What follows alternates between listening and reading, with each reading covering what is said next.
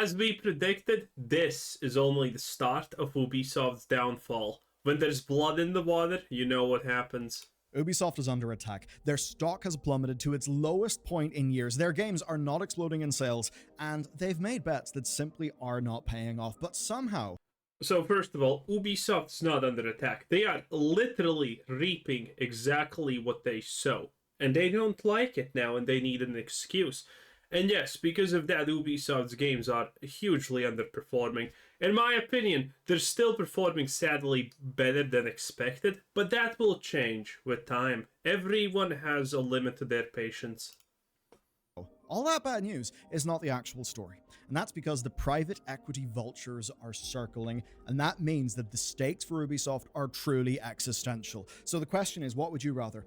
Ubisoft, who do what they do right now, or an Ubisoft that follows in the footsteps of Activision? A while ago, Ubi stock had been on the up from €5 in 2012 to a height of almost 100 by 2019.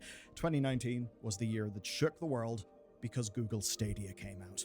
But Ubisoft were not really having a great time. By late October, their stock had more than halved from that high. Ghost Recon Breakpoint had came out, and it shot the success of Wildlands in the back of their head. They realized their whole slate was screwed, and they delayed it massively. This, of course, meant that market belief in short-term results crumbled. But then, the industry surged because the rest of 2019 happened. People who bought the dip in 2019... That's true. Nearly double their money with the COVID high, but of course the market is a cruel mistress, because from then to now, Ubisoft plummeted from €85 to a mere €11.82 today. The why behind this is of course intuitive, it's simple. Siege, Brawlhalla, along with a pinch of For Honor and a massive amount of Assassin's Creed Valhalla, that's great. For Honor was the last Ubisoft game that I would say was actually good, okay? For Honor was great. I think it's still technically good, but you know, it was actually a good game, For Honor. But since then, their big projects have not sold This was an absolute abysmal mess.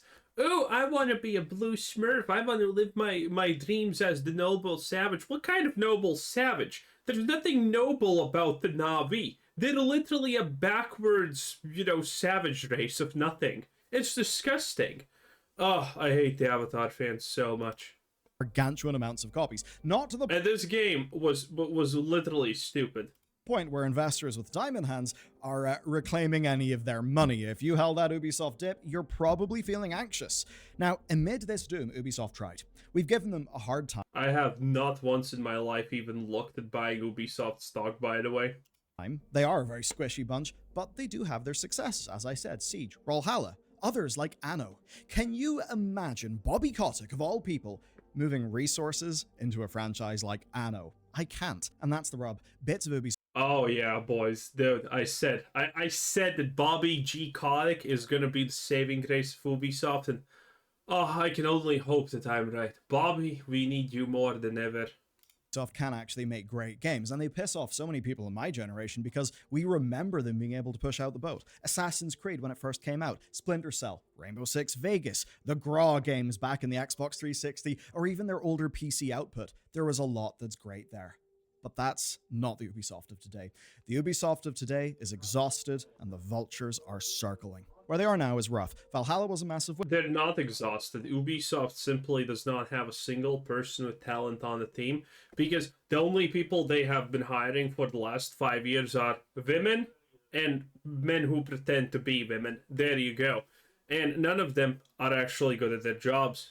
Win. Mirage was too, but only compared to its cost. There's the Crew Motorfest, which burns on. There's Anno. There's slow burns like Mario and Rabbids. And hell, there's great projects like, say, Ubisoft Montpellier bringing back Prince of Persia in its original 2D form. Load that sucker up in your Steam Deck and ask yourself, would Bobby Kotick approve of this project? The answer is obviously no. Ubisoft Montpellier are an amazing studio with amazing artists, so why not have them make... Admittedly, this game was also not bad, but a 2D platformer... Listen, if you're making a 2D platformer, chances are you're gonna succeed if it's AAA, because no one else does this. The market is free for the taking because no one else wants this. Megan Thee Stallion weapon charms. So while the good can be great, it doesn't necessarily move the money needle up. The thing is, the peak Ubisoft experiences, Avatar and Star Wars Outlaws, to us, they're light... Peak Ubisoft... I mean, he is right. It is peak slop. Licensed tie-ins, but to the market, they're a way to leverage Ubisoft's production might to create new lines of business without the risk of having to make new IP, because apparently the only people who can make a new IP Ubisoft game, well, that's Sony. Now, the trend chasing also hasn't paid off for them. Hyperscape died. Rainbow Six Extraction was not the free money that they The hell is Hyperscape even? wanted. Ghost Recon Frontlines was aborted. Roller Champions is basically stillborn Project Q. Project Who, The Division Heartland, well, that was cancelled in service of whatever's supposed to come next. Watch Dogs never turned into the modern day. Oh god, Watch Dogs is such a disappointment, okay? The first game comes out, okay, they lied about the graphics, they lied about the opportunities, they lied about the gameplay, they effectively lied about everything.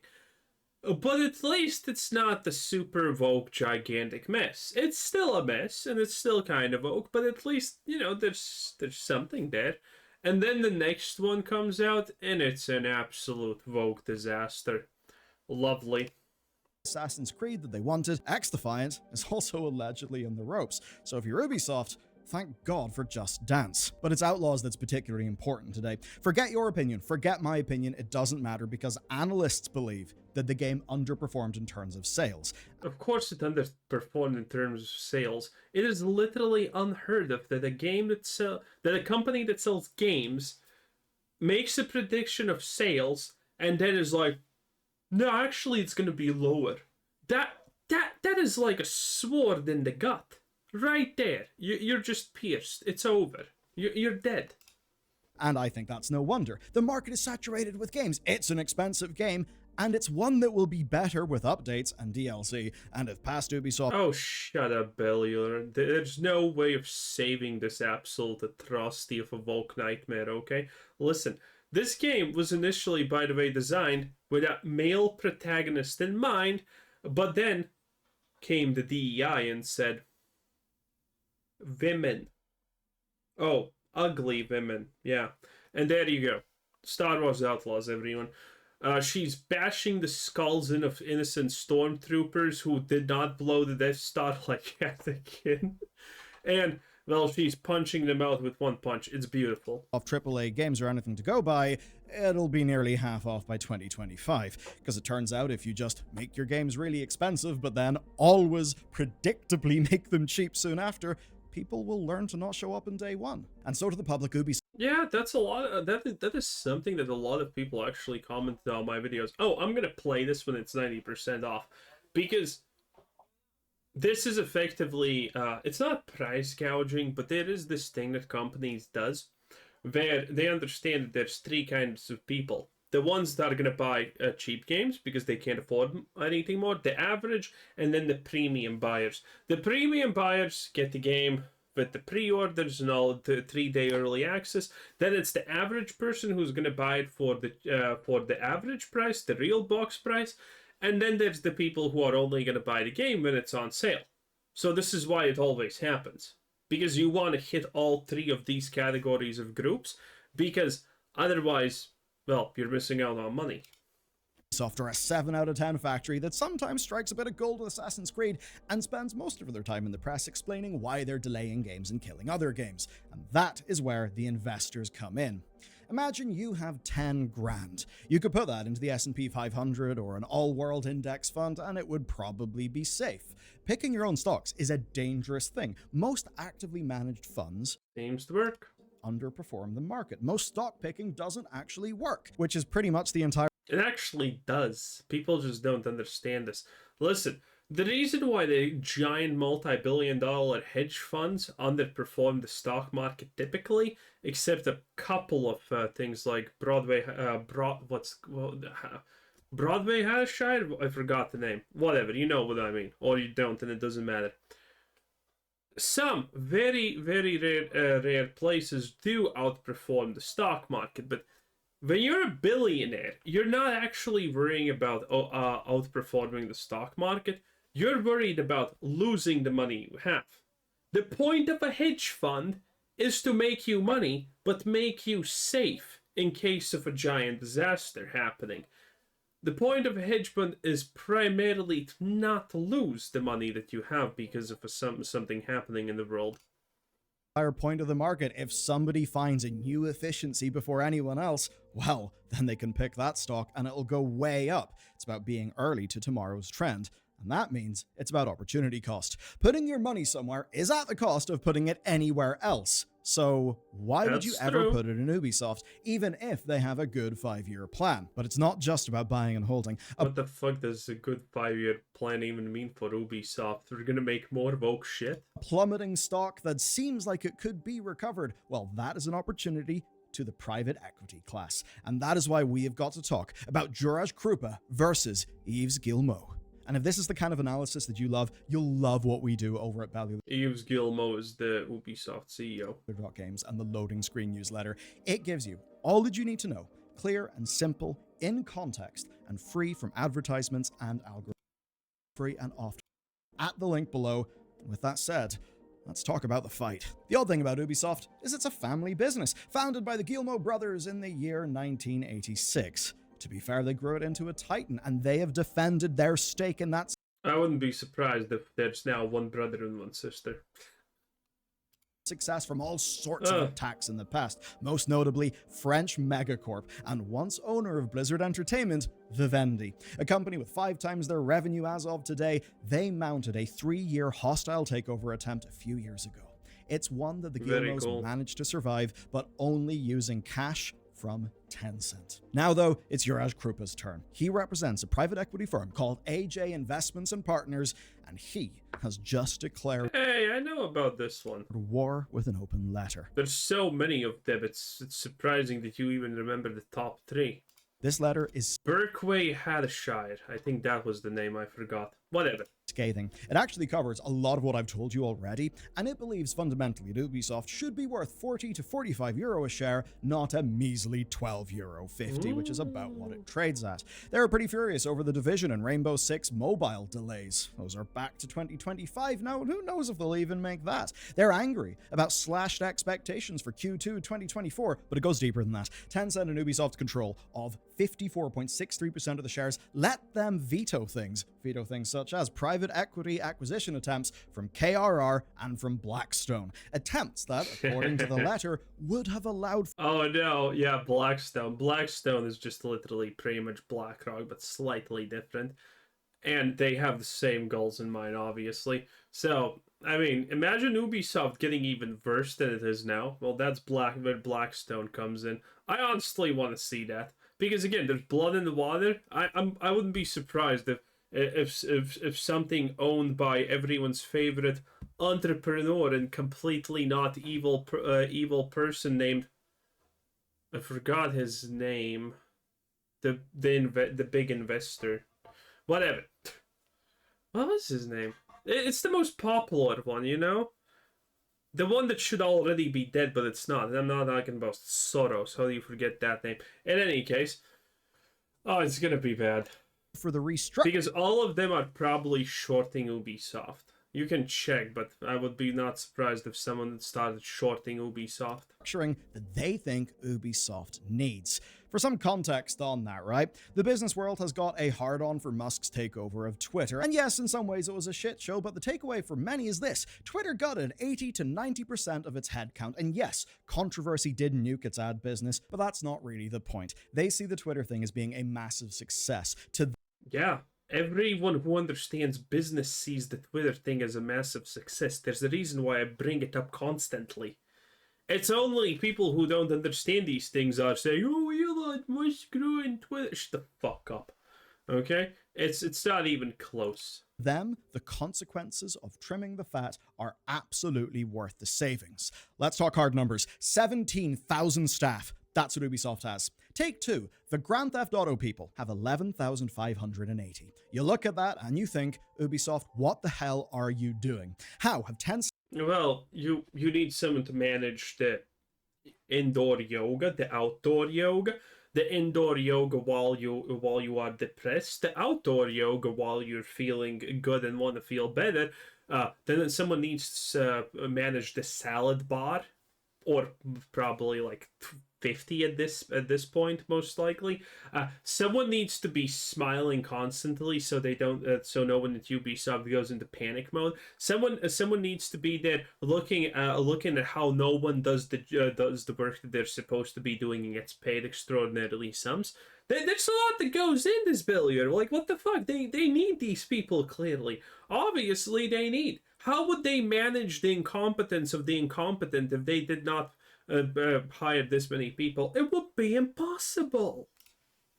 And the Gilmos allowed it to be so goddamn inefficient. And the thing is, they do have a point. So let's investigate their plan. Simply take Ubisoft private. That's the plan. It's a plan funded by private equity, strategic investment, or a fair price to their investors. They want to sell off all studios that don't move the needle. Kill everything. Ubisoft should only do Siege, Yeah, that would be smart. Assassin's Creed, Far Cry, Watch Dogs, and Tom Clancy.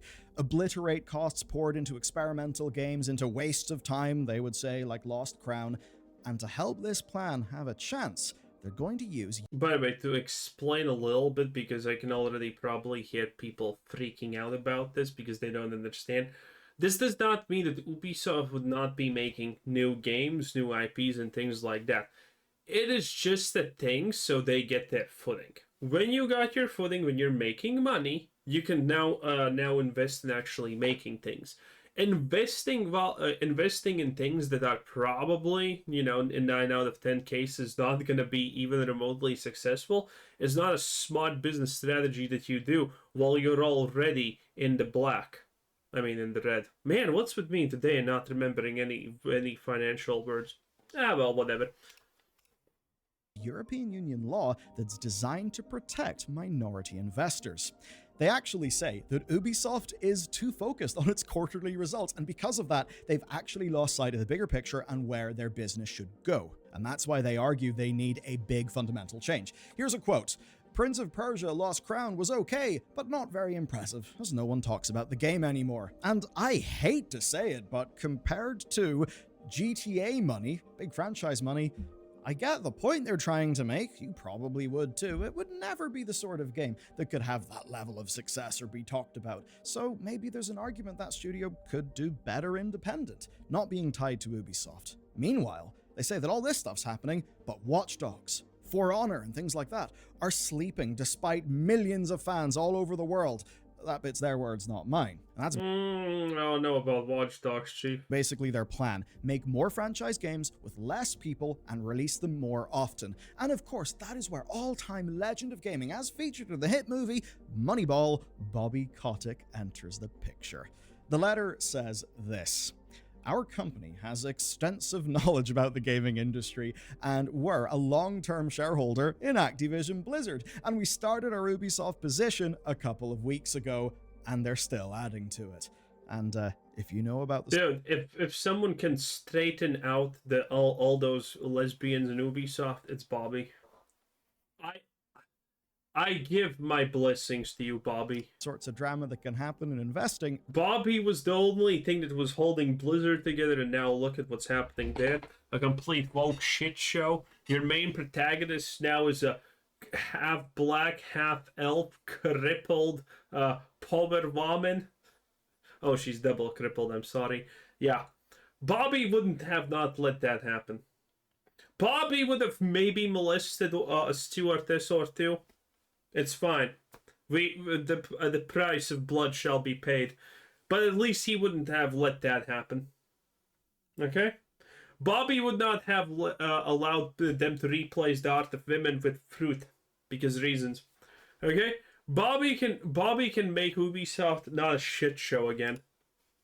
I think you know what this looks like. So there are two sides, Gilmo and Tencent-led chaos that sometimes squeezes out a winner that may not always have a big financial impact, or pure long-term pragmatism. Kind of brutal, but even if the Gilmo's intention is good, I think we can all agree their execution has been kind of woeful. And to understand what's going on here, AJ are what's called an activist investor. So here's how those work. They analyze a business, they produce a thesis that is usually designed around efficiency and raising up the stock price or something like that to increase the core value of the asset, and in this case, while also stopping delays, releasing games sooner and at better quality. Ambitious, though I do see the point. and so has Yves Guillemot. Of the Guillemot brothers, he is Guillemot Prime, and he has spent the last Guillemot 6 years Prime. preparing for this very LOL. day. Here's key context. AJ Investments were involved in a similar affair in May 2018, and they were involved in that alongside legendary and very controversial activist investor Carl Icahn. Basically, they strong-armed the board of AmTrust Financial into going private at a price that they thought was undervalued, and essentially the whole thing worked. AmTrust went private at a slightly higher price, and investors essentially got their big payday. And it's basically the same principle here. The point of a I know that. public company is to make I don't want to talk about it because I said I haven't ever owned Ubisoft stock and I haven't looked at it. But, things are changing now because, money for shareholders by... But I can't say that because it can't be financial advice because it's not, obviously. any means necessary. Ubisoft has got ample opportunity and team, etc. to do so in the form of buyout offers to get them, more stuff that they need to reduce returns to shareholders, but they refuse those offers. They're not interested in slashing their company to pieces in order to jack up the profits. Maybe that's a good thing, maybe it's just that the Guillemots want control. Now, It's probably a bad thing. Because they're failing on every account, it's clear that this strategy, whatever the fuck they're doing, is not working. on a normal public company, shareholders can pressure the board, but the thing is, Ubisoft is not a normal company. Remember the Vivendi story? Well, there's a bit that I didn't tell you. At the What do you mean it's not a normal company? I know nothing about that. time, Yves was actually losing to them 0-1, and that's because Vivendi successfully kicked the Guillemots out of Gameloft. Now, the deal with Tencent cemented their power, but that power only got stronger. You see, Tencent and the Guillemots have locked down control through partnership agreements that ensure that Tencent can only support the Guillemots and they cannot enforce change themselves. Therefore, AJ's solution is EU law that protects minority shareholders. They want to crack open the family fiefdom, slay a few peasants, sell some other peasants, and plunder what's valuable. So what do you want? Do you want the sometimes good Ubisoft that keeps a studio like Montpellier going, but also... No, I want blood. I want examples to be set. I don't want Ubisoft to survive. Why would I? Why would anyone want Ubisoft to survive? There's not a single person who made a game that you like at Ubisoft, and everything they're making now is complete, garbage slop. So why would I want? I want companies to fear this future if they embrace what Ubisoft embraces. So, has its NFT projects, gets wooed by Web3, probably will misuse AI, that makes wild decisions but has the odd creative spark sometimes like Valiant Hearts or South Park? Or do you want full Bobby Kotick? Because if all you want is Assassin's Creed, that's what AJ want to give you. But of course not for the right reasons. For them, this is just an opportunity. It's just means to an end. And so neither option here is great. But I suppose I can trust the Guillemots' want and desire for personal control. I can trust that more. Well, obviously they want personal control. They're never gonna relinquish it. That's how this works. No owner of a company ever wants to willingly relinquish ownership of their company, even if it's tanking. It's very rare that these things happen. Than a private equity firm. And if they wanted to sell, they would have sold already. Doing the good thing in the long run. And that's because of what they often are. Assassin's Creed Valhalla had you going around. Anyway, I guess that's pretty much it. Anyway, that was Bellular. Bye-bye.